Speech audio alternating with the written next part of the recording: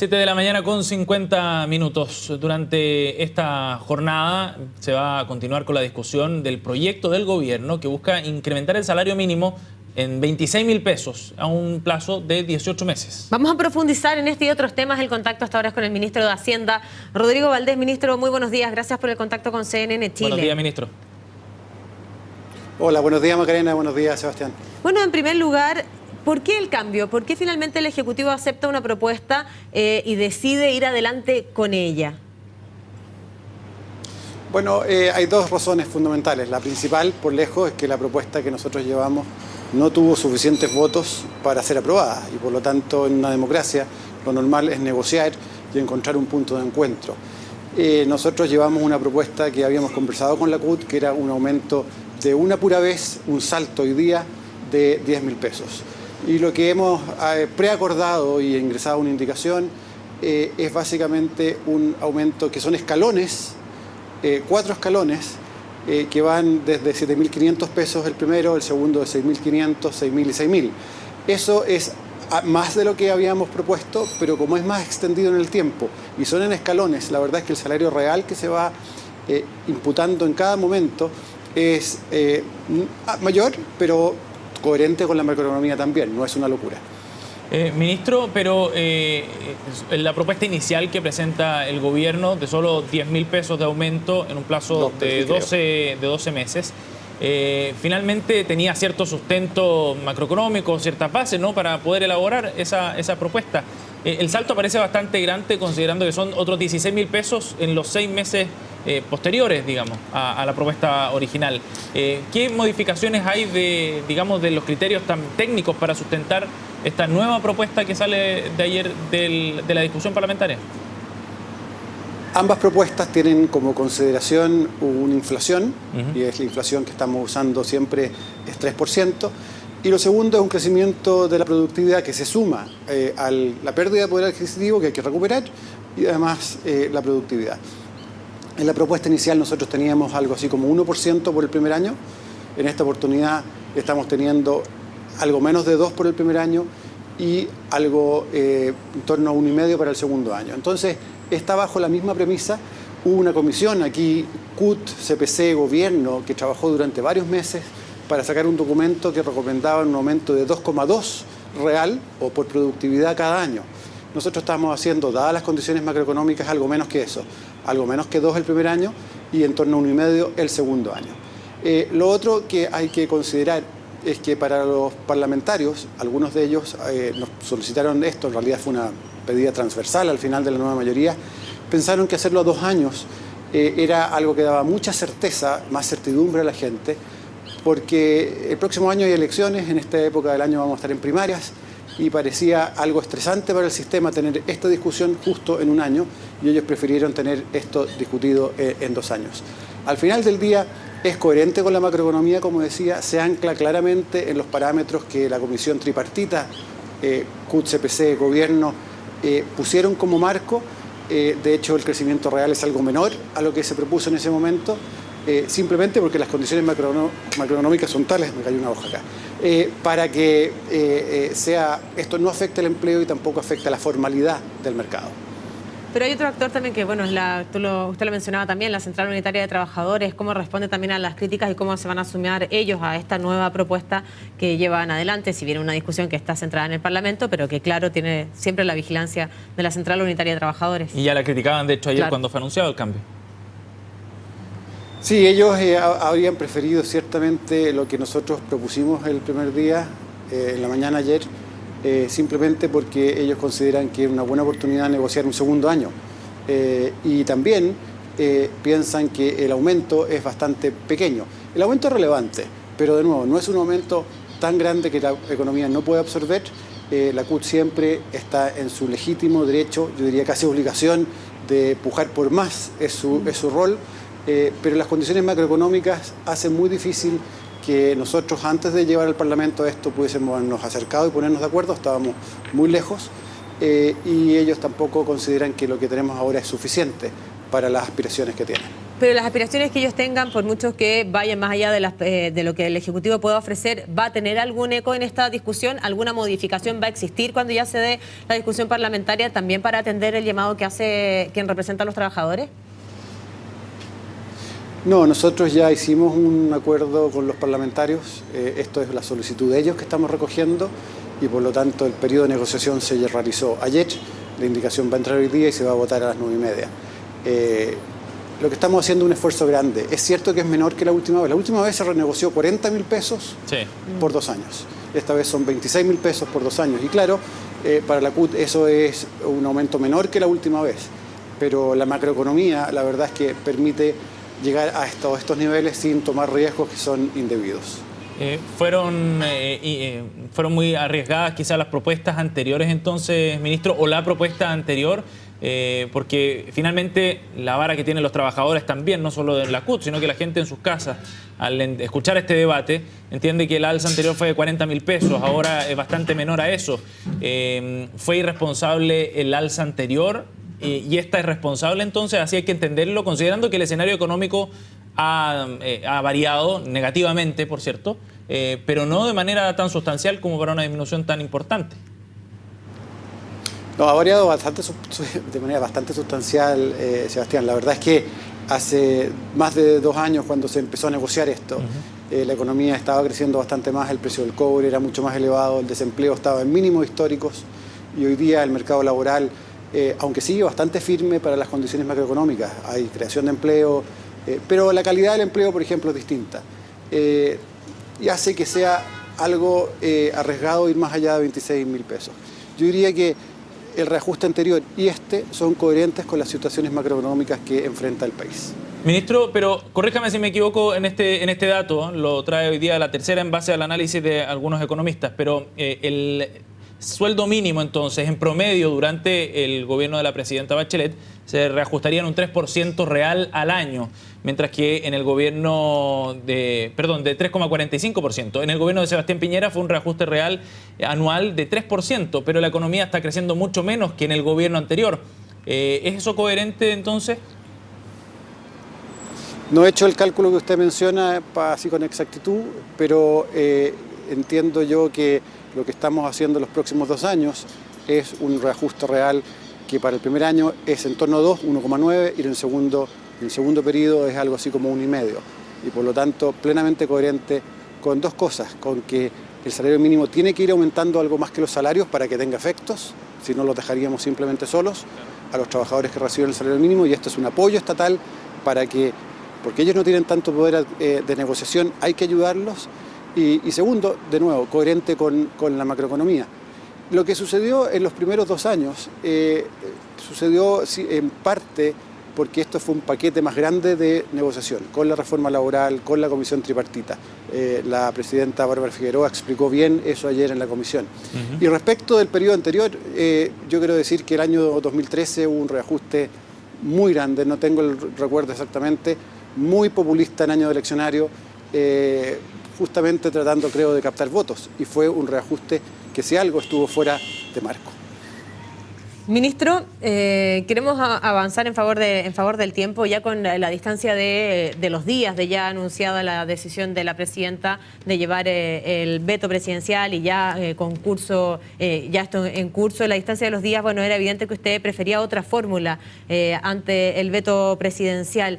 ¿Por qué le parecía mejor otra opción en desmedro de la vía que adoptó la presidenta? Bueno, no solo yo, quiero decir que la ministra Rincón, el ministro Izaguirre, los tres y además el ministro Díaz exploramos con distintos actores la posibilidad de un acuerdo más transversal que permitiera, primero, que hubiesen pactos de adaptabilidad, pero mucho más importante que eso, regular de manera coherente, seria, lo que tiene que pasar con los grupos negociadores. Porque esto es independientemente del veto. El veto se podría aprobar, no aprobar. Lo que hizo el fallo del Tribunal Constitucional, lo que hizo al final del día la oposición recurriendo con esto, es dejar a los grupos sin una regulación. Y hay que hacer esa regulación. En algún momento Chile va a tener que hacer eso, pero para eso necesitamos ponernos de acuerdo. Y lo que nosotros no queremos es ponernos de acuerdo solo bajo los términos de la oposición. Aquí se requiere un diálogo, ponernos de acuerdo de qué hacen los sindicatos y qué hacen los grupos. Hasta ahora la oposición no ha abierto ninguna ventana a tratar de diferenciar que un sindicato es distinto que un grupo. Los sindicatos son permanentes, los grupos son transitorios, por ejemplo. Y ellos sin esa apertura, la verdad es que hacen imposible construir un acuerdo transversal para mejorar eso. Y por lo tanto, ese acuerdo más transversal que dejara titularidad sindical en varios aspectos importantes, pero que también diera certeza de cómo van a regular los grupos, requería de este acuerdo. Hoy día, si nosotros tratamos de hacer una ley corta, vamos a estar presos de lo que la oposición quiere hacer. Si no hacemos lo que ellos quieren, nos llevan al tribunal. Y nosotros no estamos dispuestos a ese chantaje. Por lo tanto, de ahí la necesidad de esperar que ellos se vengan a conversar en algún momento, en los próximos trimestres, será en los próximos años, de manera de que encontremos un acuerdo. Y por lo tanto, transversalmente en los ministros, en el gobierno, estaba la idea de explorar esto. Pero no se pudo y esa era la solución que todos habríamos preferido. Me surgen varias preguntas respecto a de su respuesta. ¿Qué lo haría pensar usted que en los próximos trimestres o el próximo tiempo, en este caso, la oposición podría cambiar de parecer y poder avanzar en esta regulación que usted indica? ¿Qué los haría en este caso cambiar de punto de vista? Y la pregunta se la engancho de inmediato. Bueno, ¿qué pierde la reforma laboral entonces con este veto? ¿Cómo va a quedar finalmente esta reforma que es tan clave también para este gobierno? Claro, lo que yo pienso, lo que va a ir pasando en el tiempo, es que las Cortes van a estar tratando de decidir cuándo un grupo puede negociar o cuándo no. Algunos dirán no puede, porque la ley no dice cómo lo puede hacer. Otros dirán que sí, incluso podrán recurrir al Tribunal Constitucional. Pero vamos a tener una estructura para los grupos negociadores poco clara. Y creo que todos los partícipes en esto, los trabajadores, los empleadores, van a estar pidiendo al final, ¿saben qué? Pongamos reglas claras. Y en ese ámbito creo que la oposición al final se va a venir a un curso de acción que nos permita tener una regulación en que todos estemos de acuerdo. ¿Qué perdimos con esta reforma respecto a lo que aprobó por mayoría el Congreso? Lo más importante, por lejos, fue la titularidad sindical. El gobierno, los ministros, todos apoyamos, estamos detrás de que cuando hay un sindicato, ese sindicato es el actor importante que tiene que estar en la empresa, no los grupos. Y eso se perdió, porque el tribunal, porque la oposición nos llevó en esto al tribunal, falló que no, que básicamente los grupos tenían tantos derechos como los sindicatos. Y de ahí la necesidad de hacer un cambio constitucional para tener las reglas muy claras. ¿Qué perdimos ahora con el veto? El veto lo que hace es una cuestión muy específica. Hace dos cambios. El primero es que nosotros habíamos puesto un quórum mínimo para negociar para los sindicatos, en esta idea de tener balances. Esto no existe en la ley hoy día. La ley hoy día tiene un quórum para formar un sindicato, pero ese quórum la gente puede tener hay menos personas en el sindicato e igual puede negociar. La ley que nosotros propusimos tenía este quórum también para negociar y eso lo vamos a sacar porque con esto de que los grupos van a estar todavía negociando en paralelo a los sindicatos, eventualmente, de nuevo, porque no hay una regulación clara a esto, hacía pensar que era en desmedro de los sindicatos lo que teníamos. Y en segundo lugar, tuvimos que vetar 3 pactos de adaptabilidad porque existía el riesgo, aunque la ley dice que solo los sindicatos lo pueden hacer, pero dado el fallo constitucional, los distintos abogados no se pusieron de acuerdo, de oposición y dentro de la oposición, dentro del oficialismo, aquí hay distintas opiniones, respecto de si los grupos negociadores podían o no hacer pactos.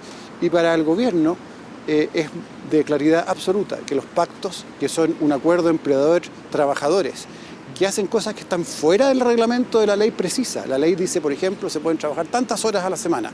Bueno, esto permitía cambiar eso. Bueno, para eso se requiere una contraparte fuerte, permanente, que es un sindicato. Y por lo tanto, si hay un riesgo que los grupos hagan esto, implicaría una precarización que el gobierno no estaba dispuesto a aceptar.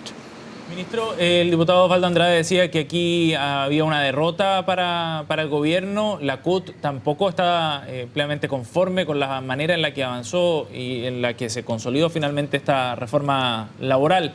¿En qué quedó finalmente esta modernización de las relaciones laborales, que era el título formal, digamos, de este proyecto, después de todos estos cambios, incluyendo los que se podrían aprobar con este veto que ha presentado el gobierno? Yo no estoy de acuerdo que esto haya sido una derrota. Perdimos una batalla final, pero el conjunto de la reforma, y esto el diputado Andrade está plenamente de acuerdo, y creo que la CUT también, porque ellos querían que se promulgara esta ley después del veto, es un avance importante para los trabajadores. Tienen más poder de negociación y tiene varios aspectos de modernización. Quizás el más evidente es que hay mucho más información. La información para poder negociar es importante. Si uno tiene información y el otro no, es muy difícil ponerse de acuerdo. Habían aspectos de los pactos que son muy de la modernidad, permitirle a los trabajadores representados por sus sindicatos y los empleadores ponerse de acuerdo en cosas que hoy día no pueden hacer, era un avance de modernización. Lamentablemente eso quedó reducido a solo 2 pactos en que las personas también tienen un derecho a veto personal, por eso podemos mantenerlos. Y ya habrá tiempo para mejores modernizaciones, pero esto lo que hace es básicamente darle más poder negociador a los trabajadores para que su negociación sea más justa, pero también le da mucho más información, de manera que ellos sean responsables respecto de lo que pueden negociar con la empresa. Ministro, ya no nos queda más tiempo, pero solo para finalizar, hemos conversado desde el punto de vista técnico también la implicancia de este veto, del salario mínimo, pero también en política importa lo que queda en el ambiente, la opinión pública, y desde ese punto de vista parecía que su opción de ir adelante con una figura distinta a la del veto era la que no se imponía y que podría haber algún desmedro y algún costo político para su figura. ¿Cómo lo ha manejado usted también? ¿O cómo lo ve también usted? Nosotros somos un equipo de gobierno, trabajamos juntos, hay un comité político que recomienda a la presidenta decide, y en ese comité político nos pusimos de acuerdo que lo mejor era ir adelante con el veto, junto con la ministra Rincón nos pusimos de acuerdo en eso, después de agotadas todas las gestiones que pudimos hacer con la oposición para allanarnos a un acuerdo. La verdad es que en un momento tuvimos discrepancias en el sentido de que era cuándo y cuánto esfuerzo hacíamos en esta búsqueda de un acuerdo global. Pero una vez que ya no tuvimos acuerdo global, ninguno de nosotros pensaba distinto. La única manera coherente de avanzar en lo que nosotros habíamos hecho, era ir adelante con este veto, que tuvimos que hacerlo en forma ciega, sin conocer el fallo por completo, pero que era el paso más lógico. Yo quiero agradecer a la nueva mayoría, todos los partidos de la nueva mayoría tuvieron un apoyo y una paciencia enorme durante 3 semanas acompañándonos en esta búsqueda de un acuerdo global. Hubo una disciplina a partir de gente que no pensaba exactamente lo mismo, muy grande, de no salir por los diarios. De verdad hicimos un esfuerzo que a mí me dejó muy reconfortado respecto de la acción política que podemos hacer como nueva mayoría.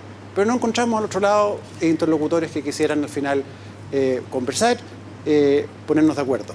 Yo dije cuando hicimos el punto de prensa anunciando esto, que la verdad es que muchos que hablan de los acuerdos, de la democracia de los acuerdos, la verdad es que se le olvidó bien luego esto, porque fuimos a tratar de ponernos de acuerdo y no hubo forma. Ministro Valdés, gracias por el contacto con CNN Chile, muy amable. Que tenga un buen día.